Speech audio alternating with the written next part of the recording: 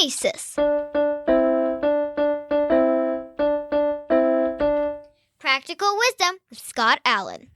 Good morning, good afternoon, good evening, wherever you are in this beautiful world. My name is Scott Allen, and I am the host of Phronesis, Practical Wisdom for Leaders. I am an associate professor of management at John Carroll University in Cleveland, Ohio, USA. I'm an author, an entrepreneur, a speaker, a nonprofit founder, and the host of 2 podcasts.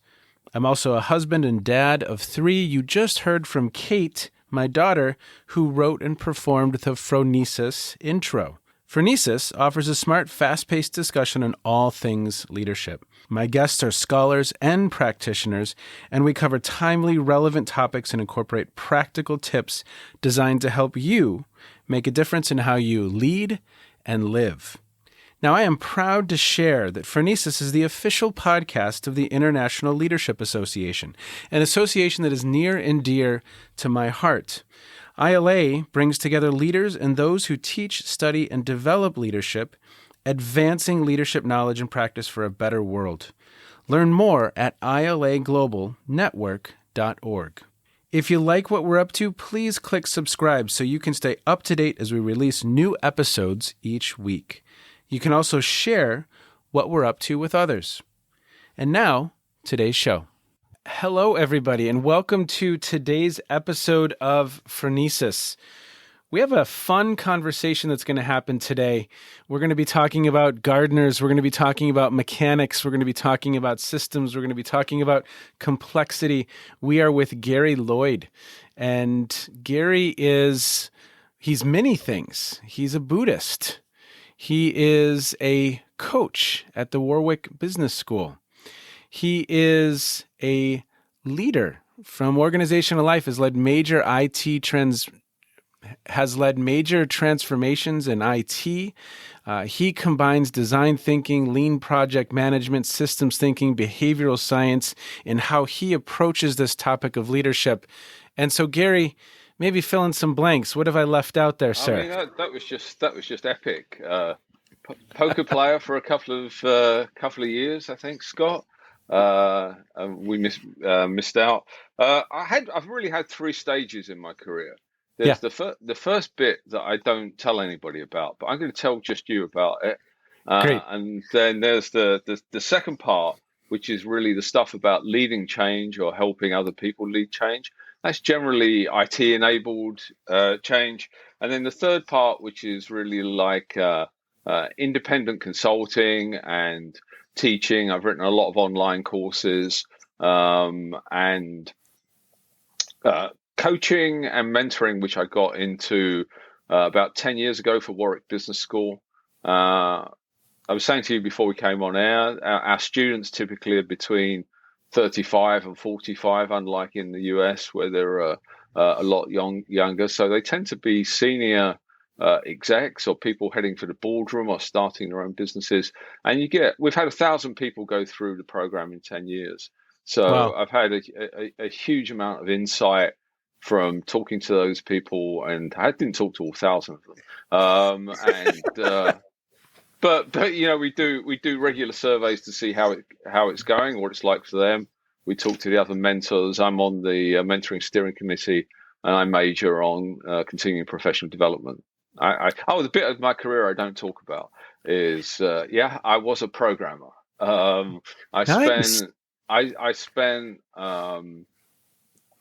13 years as an IT professional. I'm quite old. Okay. And I spent 4 years doing mathematical modeling. So I know what it's like to be a mechanic. My degree is in civil engineering. Yeah. And then I spent 3 years in electronic publishing, just about when the Macs came out. Okay. And then I went into banking. Now, the reason I don't tell anybody about that part of my career is that what I found when I went off to do an MBA, and then I came back from an MBA on what I was in IT then called the business side. Okay. The business side. The evil, is that the evil business side? The evil business side. The reason I did that was because the people on the business side I felt as an IT person were just terrible clients. Yeah. And they just didn't know how to exploit technology. So I wanted to cross over. But once I'd crossed over to the business side, I didn't want people to know I was a technologist. I wanted to be a banker, financial markets person with technology knowledge, not the other way around. Otherwise, people just think that you're busking all the Yeah. time and they'll label you as a technology person. So that's the bit I don't talk about. But it's getting cooler these days to say that you're in tech. So I'm going to reveal it just to you. I'm sure you'll edit this out, which I won't tell anyone. I will not let anyone know. that would be good. So that's me. Gary, I'm I always love speaking with someone who has just a buffet of different experiences and lenses through which they look at the world. So again, we could look to the Buddhism, we could look to poker, we could look to civil engineering, we could look to gardening. I mean, it's really, really a lot of fun because the convergence and the sense making from all of those potentially disparate way of thinking, I imagine there's some themes and there's some connections, and I think we're going to get into a little bit of that today. But I love that mosaic of a background because I think it informs a different approach and a different way of thinking about this topic of leadership. Would you agree? I do agree. I think I've just about got to the point where I'm useful, but by melding those things together and the book. I'm sure we'll come on to the book, but the book is called my latest book. I've written two books. The latest book is called "Gardeners Not Mechanics: How to Cultivate Change at Work." Actually, it's about how to cultivate change anywhere. But from a marketing point of view, you've got to try and find some sort of niche or niche, as you might say. And there's a lot of all that stuff in there. And there is hidden under the covers. There is some Buddhism. There's some explicit Buddhism actually in the book. And I learned a lot from poker. I mean, the key thing I learned from poker was decision making under stress. It's learning to live with incomplete information, making the right decision, and getting the wrong outcome. That happens all the time in poker. And the gardeners not mechanics thing was like an epiphany for me. I was actually in Charlotte, North Carolina at the time. And I was, they had the company I was working for there were called, I won't say who they were, but they had something called an Emerging Leaders Forum. And I was running 2 back-to-back workshops for them. And somebody asked me a question and said, Gary, how would you deal with this? Well, as a good kind of coach, I'm trying to avoid giving direct advice and trying to draw up some tools. And in my head, I've got racing around, well, design thinking would be really useful for that. And there's some behavioral science in there, and that would be really useful. And the whole thing was on lean project management. I was teaching lean project management. So all these ideas, and I just started to sweat. I just went silent and started to sweat. What the hell am I going to say? And there was like 30 people looking at me expectantly. I was on my own doing this whole thing in America, a bunch of people I didn't know. And I heard myself. Do you ever get that feeling where you hear yourself? It's quite interesting actually, because my hobby is behavioral science and psychology. And, we often don't know what we think until we've said it, and I heard myself, it was like an out-of-body experience. I heard myself say, well, it would help if you think like a gardener, not a mechanic. Wow. And that hit the floor like a big lump of lead. And then somebody in the group said, yeah, what would it mean to cultivate change? And somebody else chipped in and they said, well, you need to prepare the soil. And I relaxed. I sat back. I stopped sweating. Yeah. And I thought, hey, this is this is good. The rest of the Yeah, day, I didn't have to do anything. They just, I mean, you facilitated classes. This is a dream, right? you're done. You're You're done. out. It's You're like done. that was my pearl. And I got when I got home, I mentioned it to my wife, and she said, "Well, I think you're onto something." And she said, 'cause she specializes in personal development, and she said, "Well, in personal development terms," and she was off and running as well. Hmm. And then the lockdown happened. I said, "Hey, let's try and put this in a book." That's right. Hence, That's right. Gardeners Not Mechanics. And you've had guests on talk about systems and complexity. And Yep. the reason the IT thing is a bit relevant for me now is that we did lots of what we used to call systems analysis. I have a real strong background in systems, but I got frustrated that when people talk about complexity and systems, it's not in the terms that the alumni and business school students that I work with can get a handle on because of the jargon.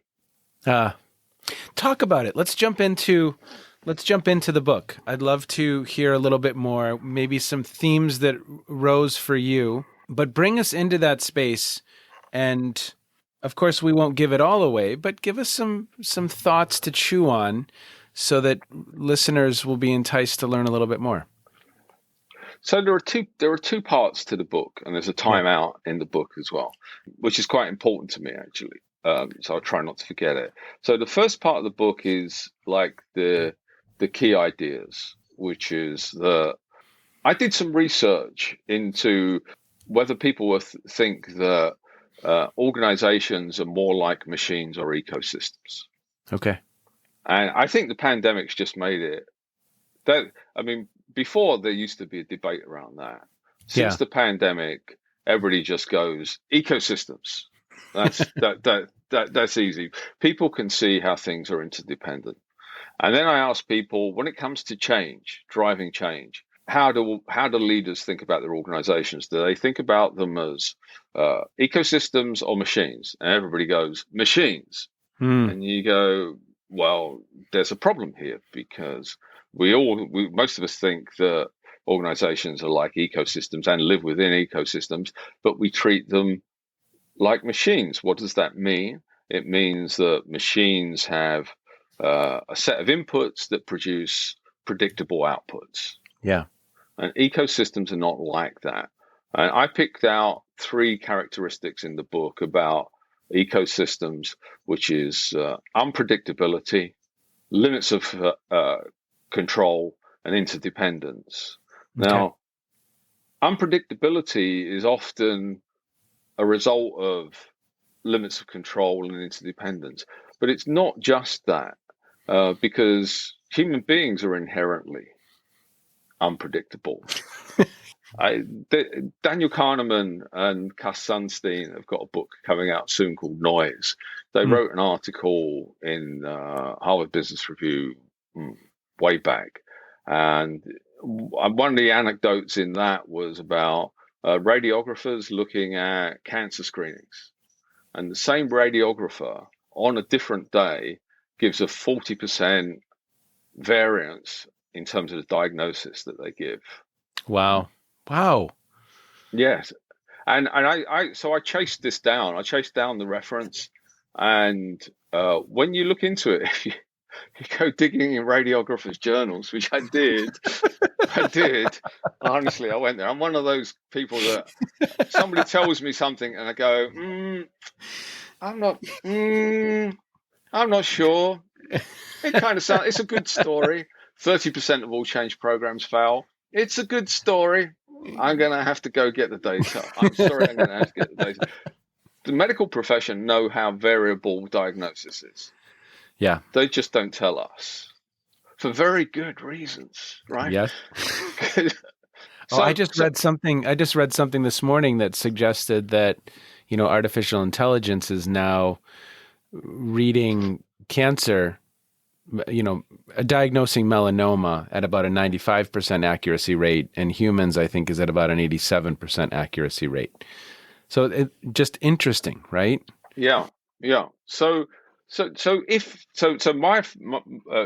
where I am on this is that uh, in terms of approaching change, whether it's in our own lives, in society, or in business, um, we need to embrace unpredictability and know that if we do the same thing in the same place, it doesn't necessarily produce the same results.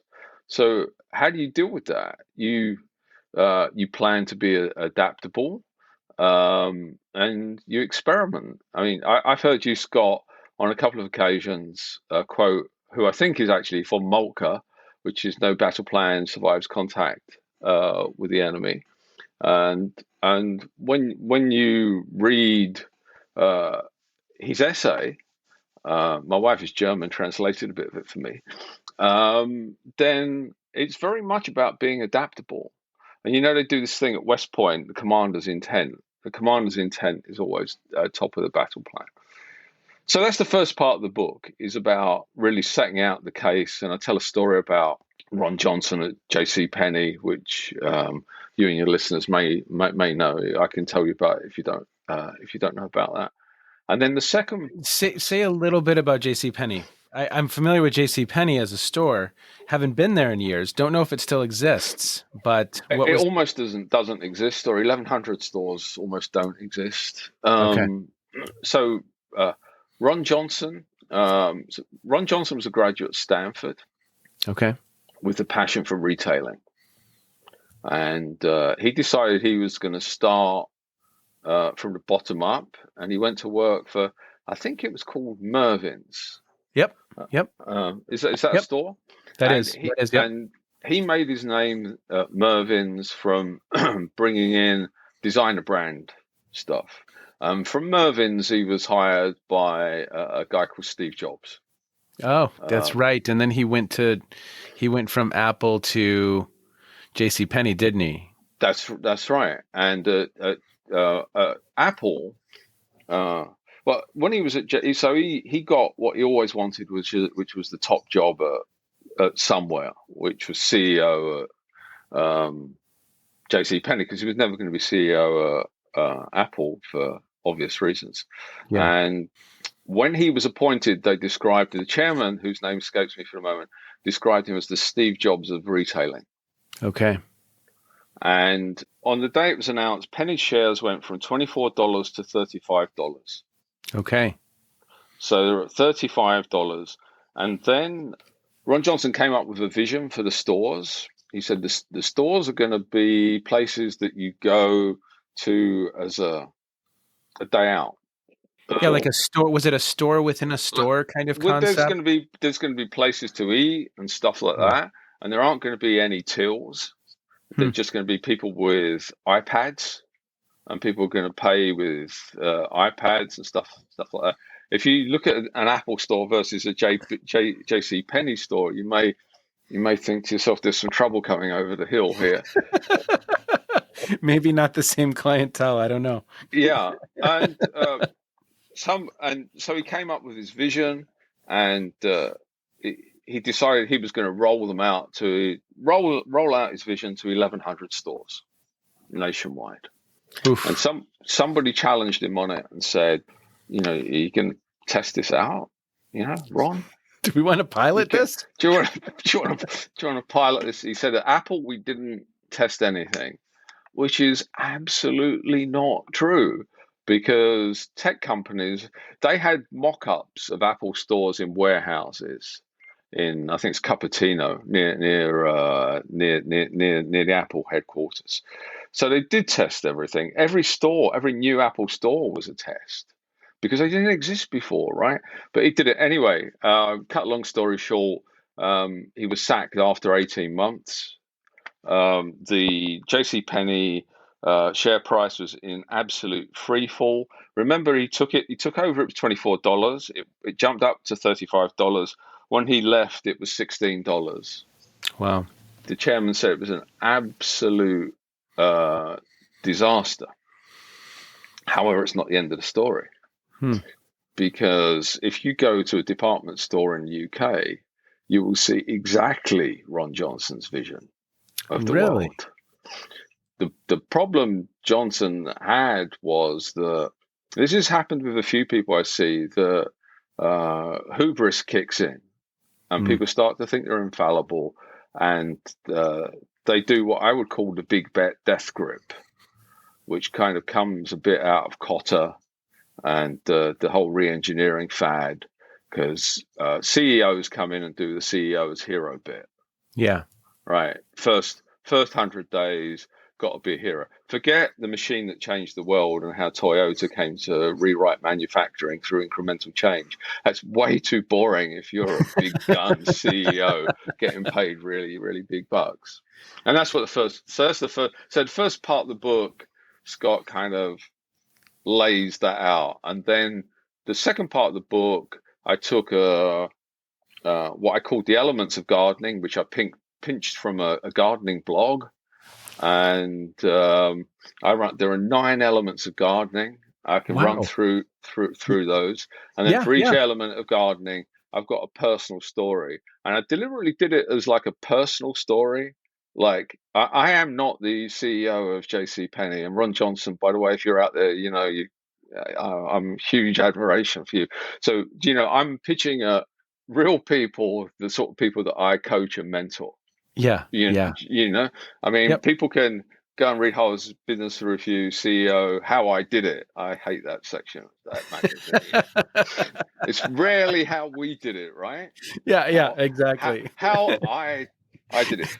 Okay, so I'll go quiet in a minute, Scott. I'm conscious of having listened to your podcast so often. It's supposed to be a conversation, not me broadcasting, which is kind of what's happened. No, I want to hear these 9 things. I want to hear these 9 things. I'm probably just a bit overexcitable. Some people say it's standard. Okay, because I know nothing about gardening, so I love the fact that we're applying gardening to change right now. And well, you and I. So here's the thing: you can cut this out in the edit, right? Yeah. So here's a challenge for you. We can go through this with a real change that you have that you would like to make somewhere, if you're prepared to talk about it on air. Yes, let's do it. Okay, so let's walk through the 9 elements of gardening. Do you want a list of what they are before we do that, or do you want me do you want it to be a surprise? I want it to be a surprise. And so we've got real-time coaching here of something I want to change or that I know I need to change. Okay, let's do it. I'm in. I'm ready. Number 1, Scott. Plan. Do you want to articulate what the change is, or do you just want to keep it in your head? I could articulate the change for sure.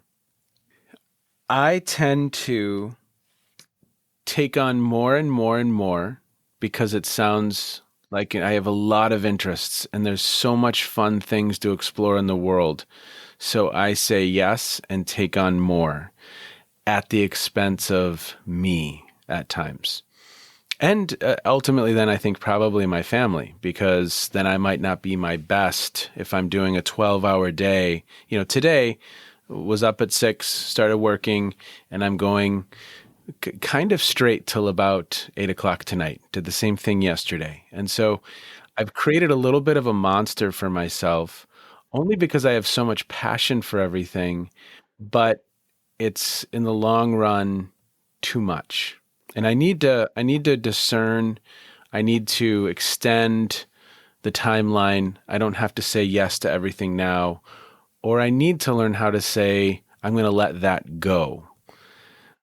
So an example would be I'm teaching, I'm writing, I run a nonprofit that just started a for-profit, have a podcast, was going to start a second podcast. And again, it's all really, really fun and interesting, and I love it, but I take on too much. And then I kind of drive myself into the ground at times because I've created the monster in some ways. Okay. So let's design a garden. By the way, these things, the elements of gardening, we're going to go through them sequentially. Okay. But in a real garden, these things are all going on all the time. Yeah. So the listeners shouldn't think that I'm advocating this as a Kotter style sequence of things. Step. Oh, I Yeah. need to be fair to John Cotter. He's a business school professor. Why do I need to be fair to him? But to be fair to John Cotter, he did come back to it and say, write another article and say, all these things go on at the same time in an article called Accelerate a few years ago. Anyway, I spoke with him one time, Gary, on the phone, and I said, "Is it these 9 things every time?" And he said, "Yes." And I was like, "Wow, okay." See, the thing is, before we get into this, the thing that bugs me about it is I was asked to write a change leadership course for somebody. The first question I got asked was, "Are you gonna teach us Cotter?" That was the first. So consultants and educators are still using it. Cotter wrote that in 1995. Anyway, so garden, 2 years time, Scott. Okay. What do you if you asked a gardener for a plan? What do you think you would get? If I asked a gardener for a plan, well, it's going to be extended because we may be in August and I should have done something in June. That would have been the appropriate time for something. So there's going to be time involved in that it's going to be fairly extended depending on when I'm starting. So there's a process depending on the weather, depending on when things need to be done. Okay, so there's some seasons around that. Yep. But another way of looking at that is that if I'm your consultant landscape gardener, Yeah. I'd say, what's the purpose of your garden? What's the vision for your garden? Yep. I like that. So that would be so that's that. So for me, if you ask a gardener for a plan, often they're going to give you a layout. They're going to give you a vision. They're going to give you some graphics that kind of bring that to life. So if I was working with you, then I'd kind of get you to close your eyes and tell me what you can. We won't do that now because it probably takes too much time. But what you can hear, see, smell, that kind of thing. So the first, the first element of gardening is to plan. Okay. The next element is to prepare the soil. What would that mean for you in your context? Of the problem I'm working? Yes. Okay, so prepare the soil. Well, I think to prepare the soil, you have to do some investigating. You have to do some learning. You have to understand some elements about soil. And so there's that comes to mind for me. What would be analogous to the Scott in the change that you're thinking about, Scott? What would be analogous to the soil? Yeah. Well, I think for me in this situation, this preparing the soil, for me, at least what comes to mind is having some conversations with my wife, having conversations with other trusted mentors and individuals who can help me gain context and help me gain perspective. That's what comes to mind for me first. Yeah, I hope I'm going in the right area. Gary. The point about this is the reason I really like this way of thinking about it, and this is why there's a timeout in the book. Yeah, because in the book I give lots of examples of these things from my own personal experience and some others' personal experience. But so the power of an analogy is when it means the most for the person using it, right? Yep. I'm not trying to give people. This is just a set of prompts to get people to take their thinking down pathways that would remain unexplored. And under the hood, they're thinking in systems terms because the garden is a system and it's complex. So the next thing I would ask you would be, what does it mean to plant well? What does it mean to plant well? I think there's going to be intentionality behind what you're planting and when and where and how much sun there is and what's the season. So I think planting well, at least the word that comes to mind for me is intentionality. And again, understanding so that what you're trying to accomplish, that vision, has a chance of living. That's what comes to mind for me. Am I doing okay, Gary? Well, here's an easy one for you. Yeah. Next, we're on to our It's just, so my kids, when they take tests, they have, I forget what it's called, but the questions get easier if you're doing poorly. Is that what is that what's going on? Do we have adaptive scoring going on here, Gary? There's clearly no right answer. Okay. There's clearly no right. This is the the educated part of me coming out. I once heard a story about somebody that went into an exam and they came out and encountered the professor. It was economics, by the way. Yeah. And the guy said, student coming out and said, I don't know if you realize that the questions you set are exactly the same as they were last year. And the professor said, yeah, but the answers have changed. So fourth element of gardening, prune. So what do I need to prune? Yeah. See, so this is so timely, Gary, because literally they say that you need a person for everything in your life, whether that's a great accountant or a great attorney or a great, and we have recently found that person in our life for our how we do our landscaping, because this person can walk around our house and say, now this should have been pruned last October. This should have been done then. It hasn't been. So I'm going to do it now for you. And so it's interesting. But yes, I mean, I think what is getting in the way of the vision occurring, and how do we need to help the garden? And in fact, we can help the garden grow by pruning some elements. So when it comes to me, I was literally having this conversation with my wife yesterday when we walked, because we walk for a couple hours a day. And we were having this conversation. So if it's me and pruning, it's discerning what is no longer relevant or no longer of service to where I want to go. I think part of the challenge, and as I reflect on this conversation right now, Gary, I don't know that I have a clear vision for the garden. There's a lot of gardening happening. There's a lot happening. But what it's all in service to, I don't have a clear vision of that. It's just a lot of stuff that I really enjoy. So it's like saying, I love begonias, I love tomatoes, I love cucumbers. I'm going to do all of these things, but there's less of a really clear picture at the end of it. Does that make sense? It makes total sense. And, there's only one element of gardening in the book where I'm a little bit dogmatic. Yeah. And that's actually around plan. I'm a huge believer in purpose and vision. Yeah. I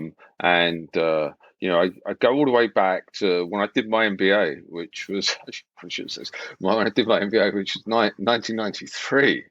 This is like in Tudor times. King Henry VIII was on the throne of England when I did my MBA. And the most popular book at the time was Peter Senge, The Fifth Discipline. Yep. And I always remember from that book a shared vision, and he highlighted the importance of a shared vision. And I've run a lot of projects, programs, change programs, and so many of them are built on sand because people don't have a clear vision about what they want to achieve. It doesn't mean it can't change. That once it has to be chiseled, but it's good to know the direction that you're traveling in, right? Yeah. There is an overarching direction that has come more into focus, and I've talked a little bit about this on the podcast. There's more of a direction that's coming into focus, which is around digitizing my work, digitizing my teaching, digitizing the podcast is a form of digitizing. And so for me, so that it can be done anywhere. Because I think part of the long-term vision would be that I could be anywhere. I could be doing my work in the UK right now, and we could go have a pint in a little bit because it's it's the afternoon there. And I could be doing my work from there for 3 or 4 months, or I could be doing my work from somewhere else in the world and living and experiencing the world. So I know that that's a piece of the puzzle, but it's not totally clear. It's not totally clear. So we're just doing one pass through this. So this is, this is the thinking process. Then, so I'll take you quickly through the other elements, just so we've got a feel for them. And the next one would be watering. What do you think that might mean for you in your context? Well, am I overwatering? Am I underwatering? Am I watering at the right time? Yeah, what might the water be? What's a good analogy for water? For me, the water, all of the tasks, all of the stuff that I'm putting into motion. Again, sometimes I'll do things to myself, like I'll say, well, I'm going to release 4 episodes this week. And I almost overwater, right? And so I think, how much is too much? What's enough? And from a workload standpoint, I think that would be the water, the amount of things I'm putting into motion. And it might be just to something else you might consider in there would be relationships. How do you water the relationship? Right. Yep. So that would be another thing. Now in the book at this point, I take a time out. Okay. And the reason I take a time out was for 2 reasons. One is to say, I've got lots of stories in the book. That's what I try to do in the second half of the book. It's stories. This is the way I've thought about it, but we're doing it kind of live now. This is what it means for you is much more important. I mean, really, the book is called Gardeners Not Mechanics, How to Cultivate Change at Work. That's it. You don't need to read the book. The book is padding. If you just grab the analogy, run with it. It's just told our listeners not to buy the book, but there's some good stuff in it, honestly. And the other reason is that I talk about emotions in the book a lot. But 2 of the books that have influenced me most over the years, one was Kahneman, Thinking Fast and Slow, but the other one is Lisa Feldman Barrett, How Emotions Are Made. Okay. So I had to take a little bit of time out to talk about emotions in the book. So, and then we move on to steak. Now, my accent's probably going to be a problem here. By steak, I mean something you put in the ground, right? Yes. Now, that can serve more than one purpose. Okay. Right. So, you run with it for a moment. I'll dive in if I need to. Well, a stake, at least in my yard, is helping for one small tree that we have, help it stay in shape, helping it grow as it should. So having support mechanisms, or the bowling is coming to mind for me, where they have in the States, at least, you can put up these guardrails for your children when they're bowling, and it doesn't allow gutter balls. But for me, I think it's, what are those signposts or guidelines that are going to help keep us in the right direction? That's really interesting. That's really interesting, Scott, because you've combined 2 things that are absolutely spot on with gardening, which is, one is support. So where is the support going to come from in the change? And the other one is a constraint. I mean, constraints are the engine of creativity, right? There's a book called A Beautiful Constraint. I can't remember the author oh, nice. It escapes me. But I mean, engineers use constraints all the time, and people have constraints in their visions. Certainly the iPhone, the Sony Walkman, if anybody on the podcast is old enough to remember that. Okay, we're nearly there. Okay, we've got two more. Are the questions going to get harder now again? Two more to go. the number 8 element of gardening. Bear in mind, listeners, it's not sequential. These things are all going on in the garden at the same time. Yes. Ensure good health. What does that bring to mind? Ensure good health. So if I think of I said it at the beginning when I stated the problem statement. I tend to say yes to everything else almost at the expense of me? So then I'm kind of on E. And am I prioritizing elements of health? Am I eating because of stress? Am I not sleeping well because so much is kind of going on in my head and I'm not in a restful place because there's so much? And so what was the one again? I just forgot it as I was even Ensure good thinking. health. Ensure good health. Yeah, that's sustainability. And if I'm not, I'm kind of running it like a sprint right now and not a marathon. Yeah. And at the expense to my own health at times. Yeah. Yeah. So then it'd be a case of saying, what would you do? What would you change to do that? In organizational terms, the stories in the book, I talk about organizational culture, Yeah. as things that in a garden you tend to think pests and diseases. I don't really like to think about elimination. I think about culture as organization culture as a potential inhibitor of Yeah. growth. And I've done a lot of work in organizational culture over the years, and you'll be surprised to know have a view on that. So and the growth mindset. Of course, we Yeah. can't leave gardening without the growth mindset. Yeah.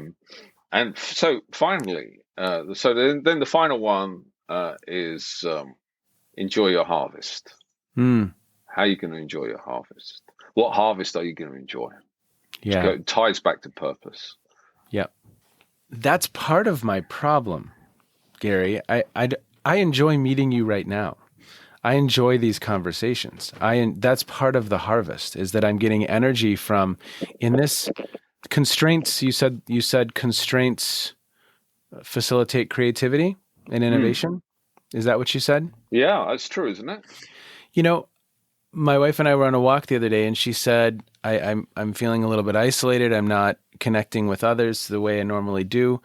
And this year has been wonderful from that perspective because I'm meeting people like you from all over the world and having conversations and building relationships, cultivating relationships, continuing long-standing relationships. So, in an odd way, this conversation right here is the harvest. Really cool conversations with cool people who are thinking about leadership in very interesting ways. And if that can help other people think about leadership in different ways, that's really, really a lot of fun. That's cool. So in a sense, the harvest or the high, the dopamine hit that I get from engaging in all of these different projects with different people and the enjoyment that brings, that can at times cause me to, a boss I had said, you might have a tomato plant problem. Does that make sense from a gardening standpoint? Yeah, of course.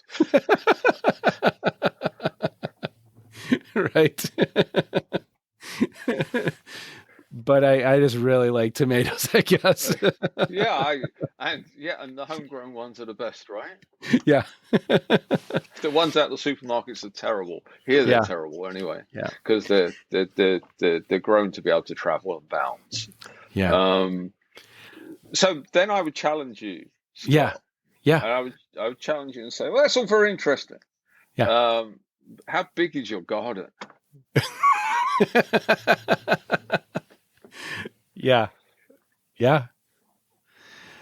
Well, it's conversations like this that are so meaningful and fun because literally in the moment right now, I'm kind of scrambling because you're challenging me to think about things in a very, very different way, which I love. And the metaphor of the garden is a wonderful one because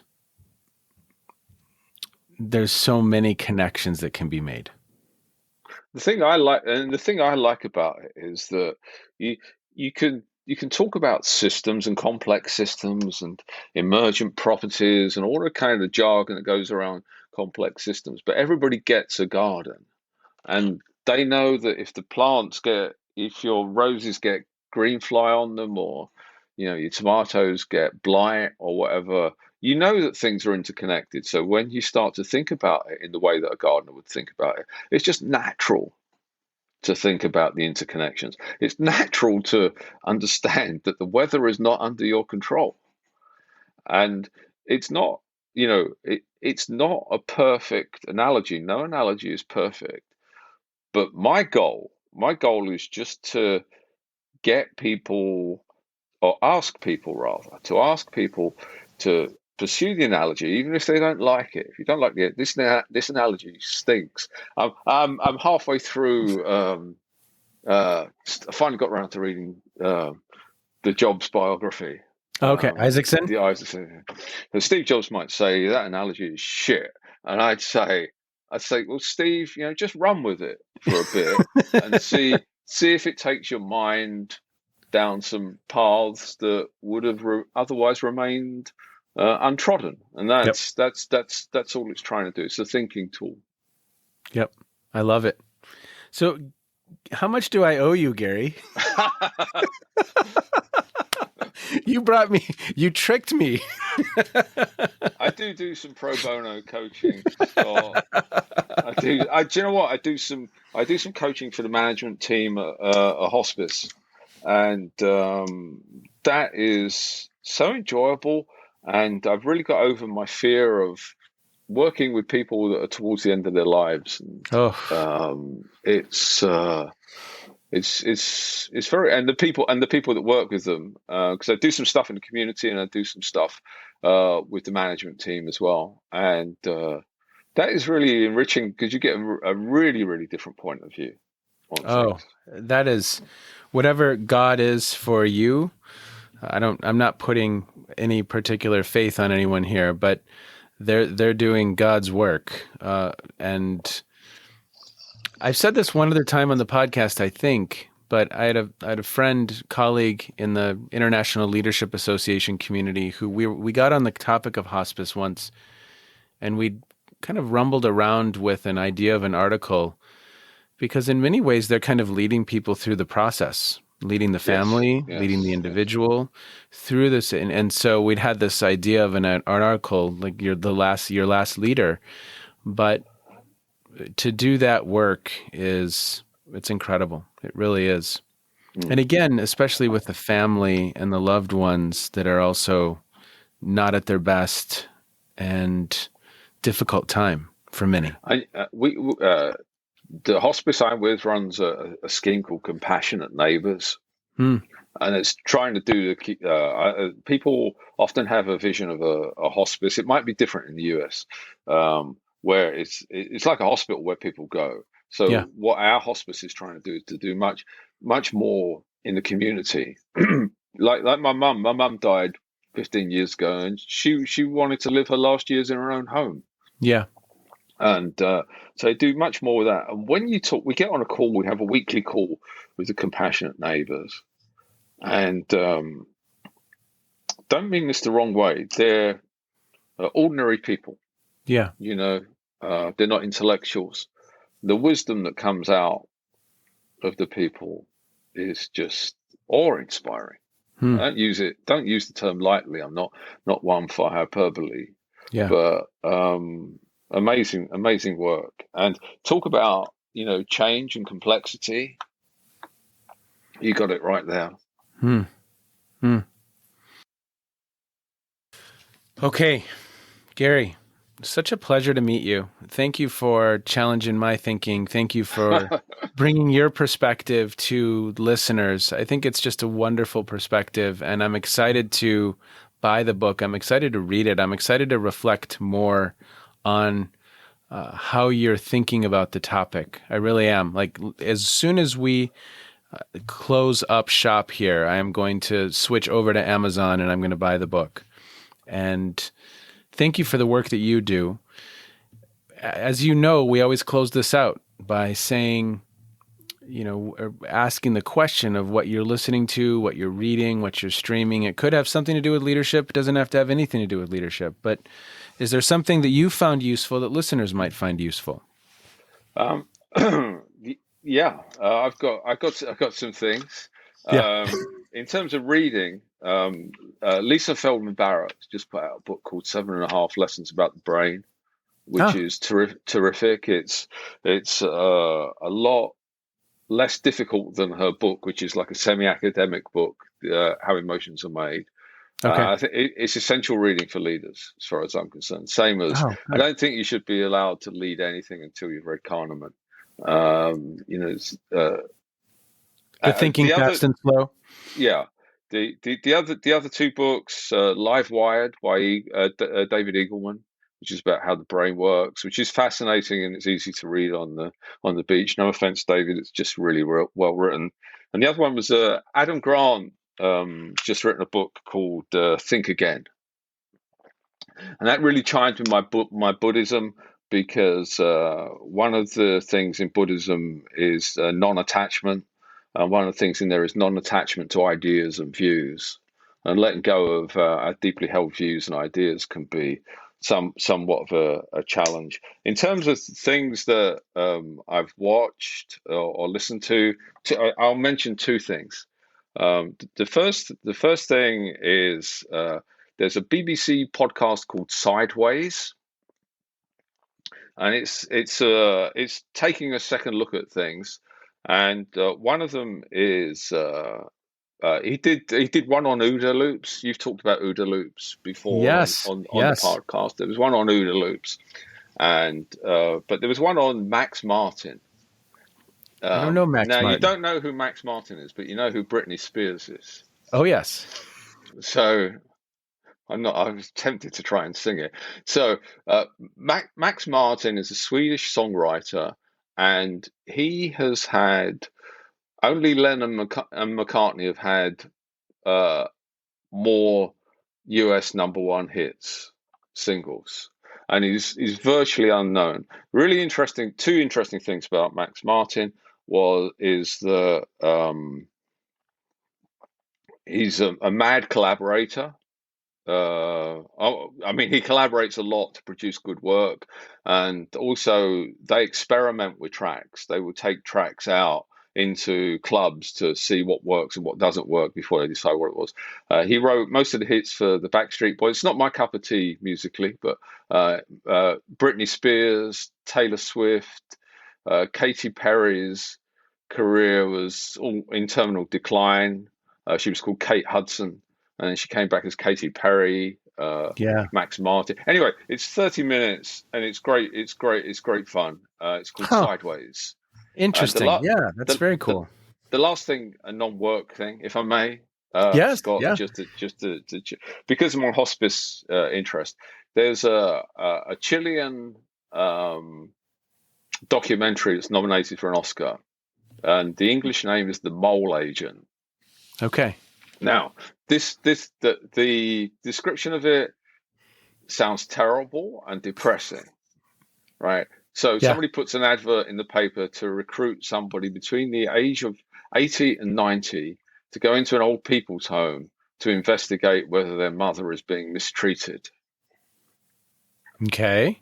And it sounds terrible and dark. It isn't. It's truly uplifting. If if you like Schitt's Creek, then you would like this. It's like taking a warm bath. It is just full of compassion and humanity. It is a great watch if you don't mind subtitles. Oh, that's wonderful. I will put that in the show notes for sure for viewers, and I will take a look at that as well. And I wasn't expecting you to go to Schitt's Creek with the setup of that. The thing I love about the thing I like about Schitt's Creek is that so much comedy. By the way, my favorite comedy program of all time is Curb Your Enthusiasm.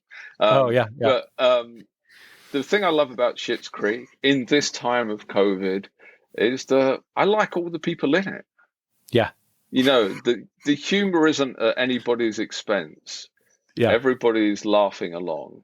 And so when if I'm not feeling best at my game, I'll watch an episode of Schitt's Creek. Who doesn't do that?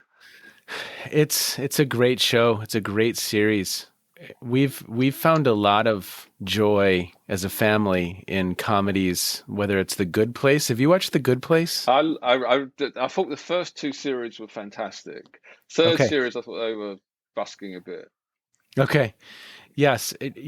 We really enjoyed that. We got T-shirts for our Thanksgiving it said Jeremy Bearimy on it, and just kind of celebrated as a family.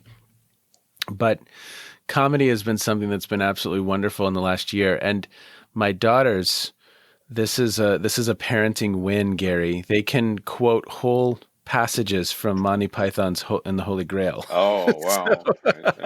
I would hear. You know what? I have a bone to pick with you on this because you don't get to hear Emily until the credits are over, and we do not get enough of Emily. I'd love to hear her reciting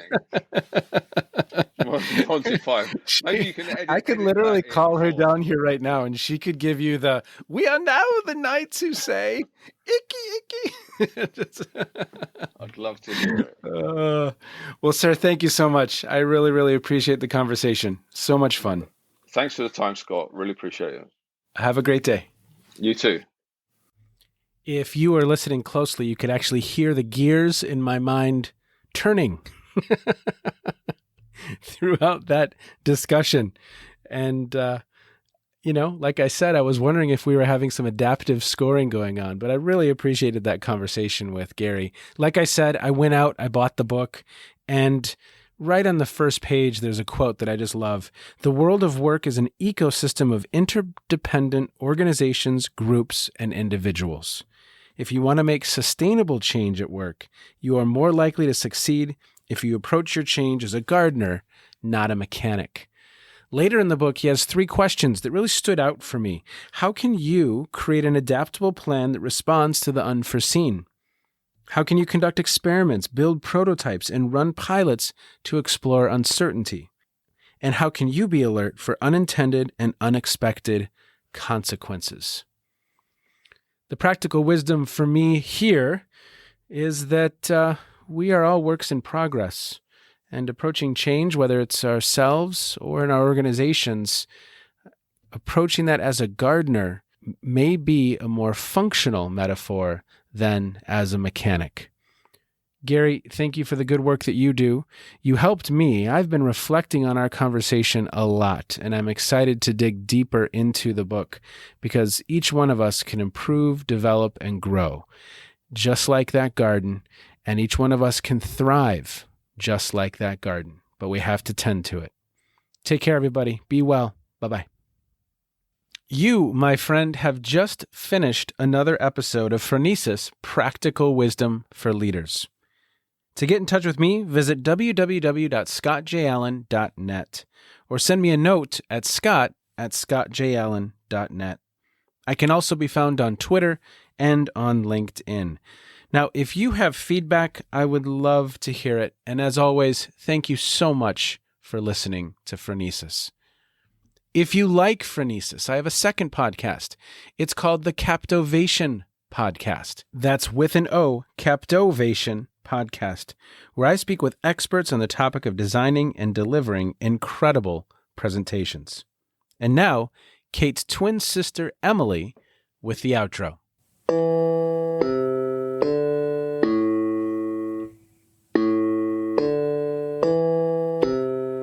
You've been listening to Phronesis, Practical Wisdom with Scott Allen. We are no longer the knights who say, "Ni." We are now the knights who